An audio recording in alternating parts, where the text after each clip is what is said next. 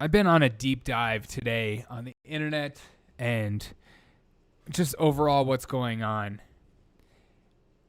about China and how the media has been receiving China's 100-year celebration of their communist dictatorship like it's a good thing, as more and more companies like Nike come out and say, we are a Chinese corporation, we're for China, and we make stuff for China, and it's made by them, and these are good things.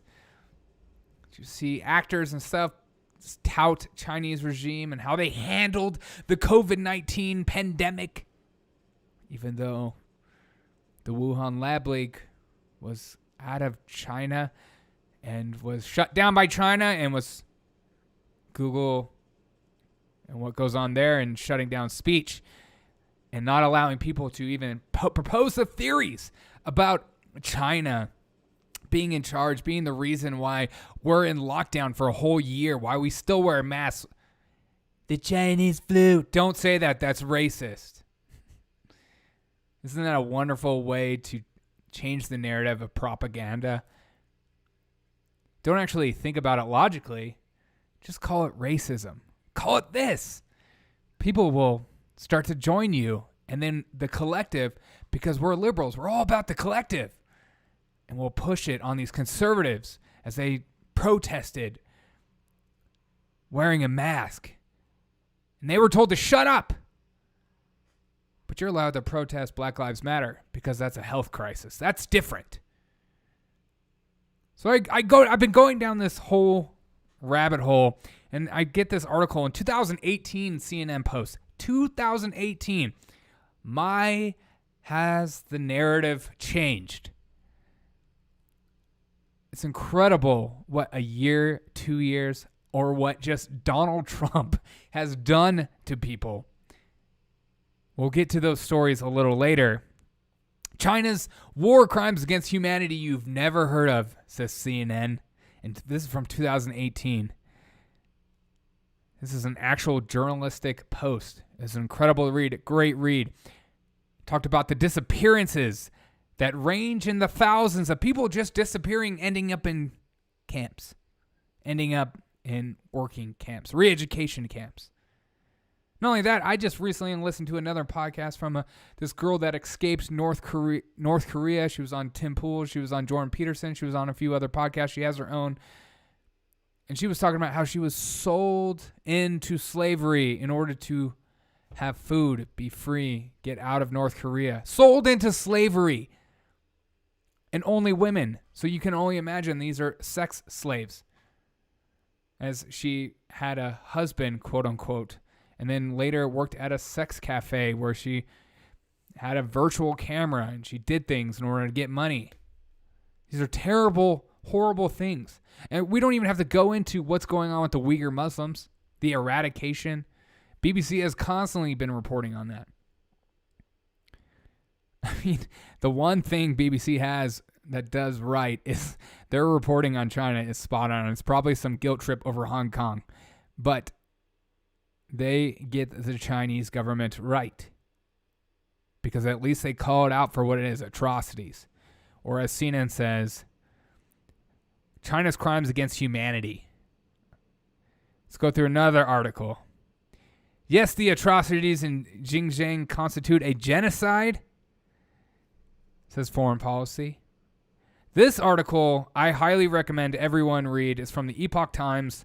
CCP at 100 years, a century of killing and deceit. And they go through everything. It's one of a fantastic read. But it talks through the 100 years of just murdering and making people bend the knee. And so then I get to this.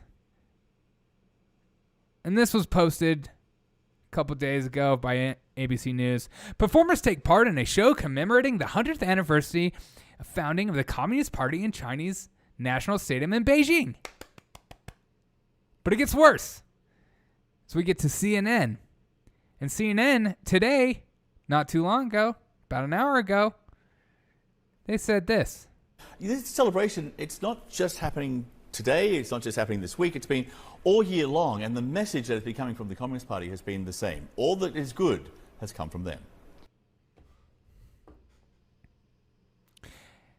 I know this is like a reporter on CNN attempting to be unbiased, and maybe that's the pushback. But when your entire network is about losing your minds over Trump and everything that he has done or will do in the future, it makes you wonder. It makes you question, is this really an unbiased opinion, or is this somebody who's actually okay what's going on in China? Likes it. Let's keep going. And it is culminated to this day, a day all year long, and the message that has been coming from the Communist Party has been the same. All that is good has come from them.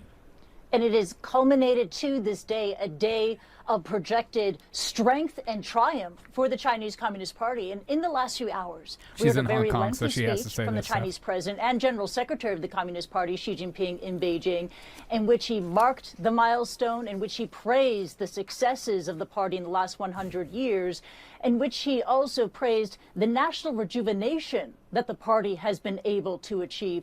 He also had some more pointed words. While he said that, made the claim that China has never bullied other nations, he had this message for China's rivals. Just its own people, right? Or just people who live there. Take a listen. At the same time, the Chinese people will never allow any... I'll translate. John Cena is our biatch.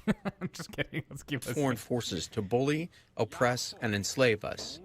Anyone who tries to do so will find themselves in a collision course with the Great Wall of Steel forged by 1.4 billion people. Xi Jinping also said that no one should try to underestimate China's strong ability to defend its sovereignty. And when he used those words, strong ability, or Changdadanli, that brought about a huge reaction from the crowd, a roar. She looks like she's having the time of her life right now. Now, look, in the days and weeks leading up to this moment, there has been wall-to-wall coverage in the real world and also online and in state-run media praising the party and what it's done the last 100 years, being able to transform a nation that was once impoverished, racked by famine and civil war, and turn it into an economic and high-tech powerhouse. That was underscored by a message sent earlier today from outer space. 3 Chinese astronauts on board the Tianhe Chinese space station module beaming down to China. Congratulations to the party on its centennial. But this day, analysts say, is not just about the party. It's also about a person, Chinese President Xi Jinping, the core leader of China. Take a listen. That's a fun word. He's powerful until things run against him. So at the moment, at least he's speaking up. Doing quite a good job. You can always count on BBC and Australians to speak out against China. Controlling the narrative around where China is going. Controlling the narrative. And it's CNN's like, yeah, we would like to do that too. How do we control the narrative? From the outside, it appears to be an increasingly hardline narrative. How do we fortify an election? But he does certainly seems to have a firmer grip than he had on power in 2013, that's for sure. And a firmer grip on Hong Kong as well. Today is also the 1-year anniversary of the imposition of the national security law. Yeah, I guess we'll talk about that a little bit. 117 people have been arrested under the law. John. So, Christy, when we're looking at the situation, one of those aspects which, maybe not so glorious would be the situation in Hong Kong with the democracy. Yeah, maybe not so glorious, shutting people down and taking over a city and controlling people, putting people on camps, slave labor, re-education camps, and I hope you enjoy your Nikes. And the handover from Britain to China, that was 24 years ago also on this day. See? Yeah, that's right. And today, I guess we'll talk about that a little bit. A number of anniversaries, the centennial for the CCP, 24 years since the handover, as well as 1 year of the national security law. And this day, July 1, historically speaking, in Hong Kong, which used to be a raucous and rebellious place, would be a day of mass protest. But for the second year in a row, no protest taking place on a massive scale this day. There was a small protest that we monitored earlier today. 4 people marching on the streets of Hong Kong, surrounded by police. This is what happens when you control the narrative, you change history, and the younger generations don't know why, and they're telling you, you're in a pandemic, don't protest, don't come out and do the rituals, don't do this thing because you're not free. We're in control. And it's for your safety, though. She said it was such a small protest, and the videos that they were showing was only like 3 or 4 people, when there's been thousands before. shows you the strength of the Communist Party and what it does to the citizens in controlling their minds by making them bend the knee. But let's continue. Let's go down the rabbit hole a little bit more. As we get Charlie Munger and Warren Buffett, just a couple of besties, Warren Buffett and Charlie Munger, just, American citizens, American heroes, great financial people that you should always listen to, and you should probably give them your money. Let's hear from Charlie what he thinks of China. He said communist China is doing all the things that we should be doing right now, and I can't help but think of what they've done to Jack Ma. It amuses me, Well, what about what they've done to Jack Ma?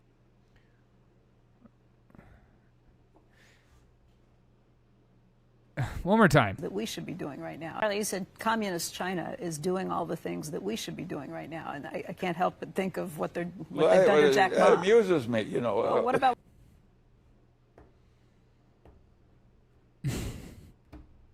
It amuses me. That's our 1%. Our 1% likes China.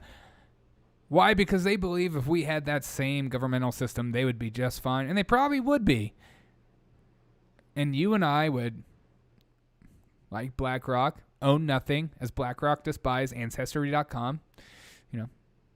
Buy the houses, buy the DNA.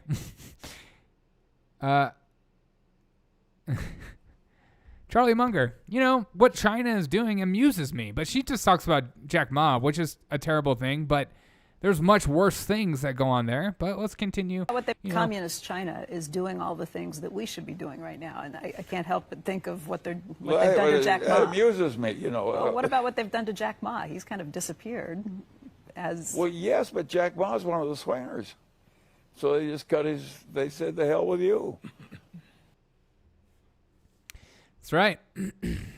Get rid of the people that oppose you, that come out against you. Hey, it's okay. I mean, Jack Ma he goes against the narrative. He goes against what's going on in government. He goes against what Biden is saying.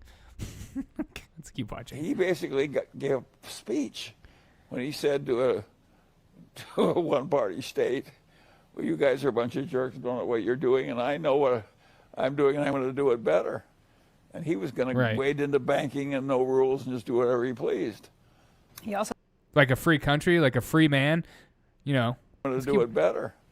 And he was going to wade into banking and no rules and just do whatever he pleased.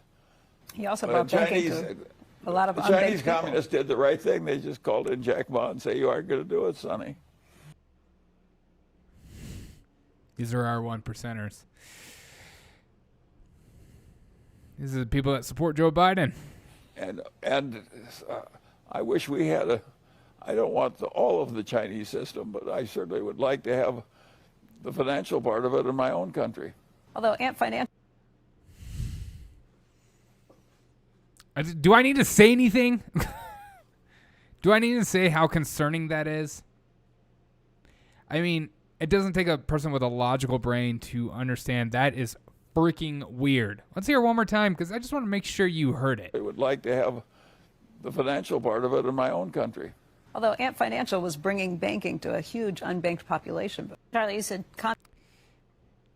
Charlie Munger, just supporting what's going on in China. Because, economically, slavery is good. I mean, if you look at your portfolio, you don't have to pay them. You could barely feed them. You could just work them all day. They don't need to take breaks. They don't have emotional issues because, you're forcing them. So in Charlie Munger's portfolio, this is a good thing. They don't like capitalism. Capitalism empowers people like Jack Ma, empowers you to become whatever you want. This is crony capitalism. This is communistic. And then I wake up to this.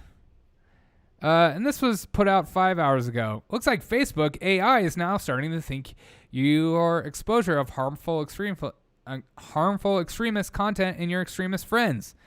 This is from Facebook. Are you concerned about someone becoming an extremist? We care about preventing extremism on Facebook. Others in our situation have received confidential support. All right, let's keep going. So you can just report people confidentially. And then another one. Carl, you may have been exposed to harmful extremist content recently. Violent groups try to manipulate your anger and disappointment. You should take action now and protect yourself and others. And this is what we're going to. January 6th, protest, riot, insurrection, peace, mostly peaceful protest, whatever you want to call it. Is it really about taking out Trump supporters, or is it about the government having more control? So we're seeing more and more people celebrate China and everything China is doing. Hey, they handled the pandemic so well. We've all of a sudden forgot of why we were in a pandemic for a whole freaking year. Not only that, I guess the Uyghur Muslims don't care. I'm surprised Ilhan Omar doesn't shut her mouth about America and starts opening her mouth about China instead. Imagine that. Imagine if some Democrat that was Muslim actually spoke up against the Chinese party. Imagine they cared. These politicians don't care. They just want more power. They like this. They want you to be able to report on your neighbor. Hey, these are red flag laws. These are a good thing. These are for your safety. These people shouldn't have guns. They're schizophrenics. They're crazy. Yes, your neighbor might hate you and just report on you, and then your guns are taken away, and then you have to go through the whole court system to get your guns back and blah, blah, blah in order to protect yourself. And even though there might be zero basis for any allegation, you're going to have to go through the legal system and maybe get your guns back, maybe get your rights back, whatever. Yes, put on your mask. We just need you to put on your mask. Hey, there's a new variant coming in. We're going to lock down again. You can't put your kids in school anymore. They need to be staying home. And, well, if your job won't let you have it, you just need to find a way. And these people are essential. These people aren't essential.